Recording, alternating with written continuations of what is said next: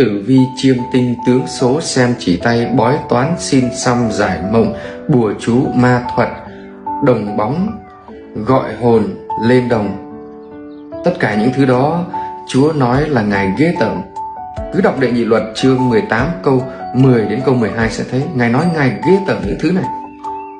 Giáo lý Hội Thánh Công giáo số 2116 cũng nhắc lại điều ấy và giải thích thêm rằng những ai tìm kiếm sự trợ giúp của những con người làm cái nghề này thì đó là những kẻ đang liên kết với thế lực của ma quỷ và những thế lực bí ẩn.